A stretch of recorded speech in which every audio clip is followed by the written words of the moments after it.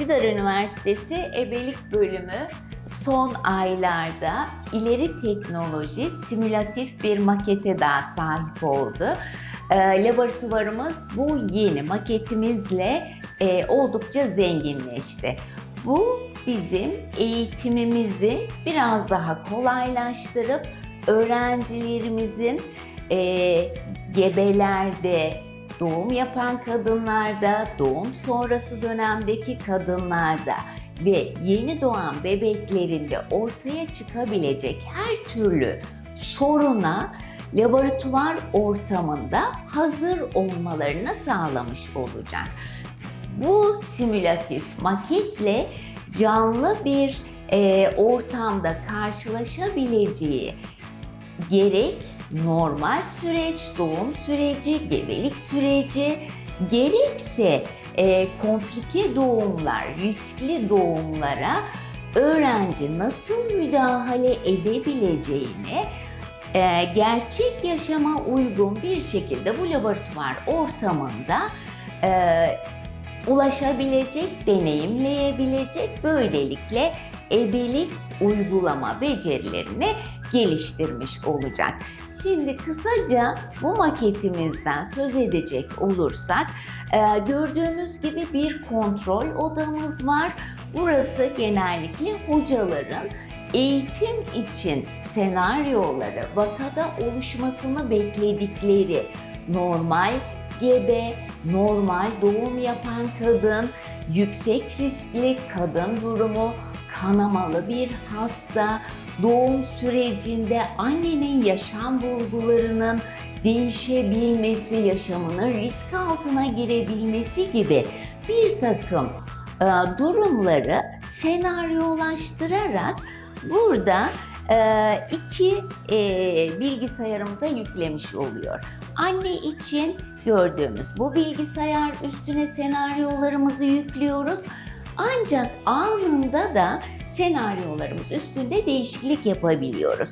Diğer bilgisayarımızın üstünde de bebekle ilgili senaryolarımız yer alıyor. Aynı şey bu bebeklerimiz için de geçerli. Bebeklerin doğduktan sonrası solunumunu yok edebiliyoruz, kalp atımı olmayabiliyor, canlandırma işlemini gerçekleştirmek durumunda kalabiliyoruz. O anda apneye girebiliyor, solunumu kötüleşebiliyor gibi bir takım senaryoları bebekler içinde yazıyoruz ve bunları önceden yüklüyoruz. İstediğimiz sayıda binlerce senaryo yazma şansımız var. Yani hoca kontrol odasında öğrencilere bir senaryoyu buradan verdiğinde öğrencimiz simülatif maket üstünde müdahalelerini yaparken isterse hoca kadının örneğin yaşam bulgularında değişiklik yaratabiliyor, daha komplike bir durum yaratabiliyor ya da kadının tablosunu düzeltebiliyor öğrencinin müdahalesi sonrasında. Hoca buradan istediği şekilde senaryoyu uygulayarak öğrenciye değişik vakaları o anda deneyimleme şansı da yaratabiliyor. Öncesinden de istediğimiz senaryoyu istediğimiz şekilde oluşturarak sisteme yükleyebiliyoruz. Şimdi öğrencilerimize bir senaryoyu orada uygulatırken, örneğin normal bir doğum eylemi senaryosu yükledik.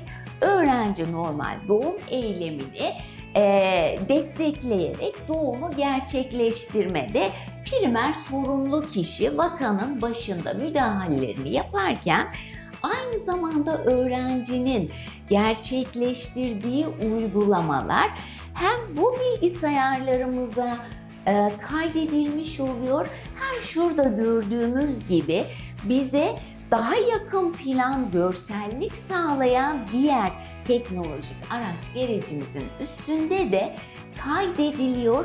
Aynı zamanda bu sistemle biz hem verdiğimiz senaryo ve öğrencilerimizin ya da hocalarımızın simülatif maket üstünde gerçekleştirdikleri uygulamaları, hastanın durumunu, doğum sürecinin gidişatını anında ister laboratuvarımızda bulunan kameralardan, ki 2 bölümlü laboratuvarımızda 2 kameramız vardır.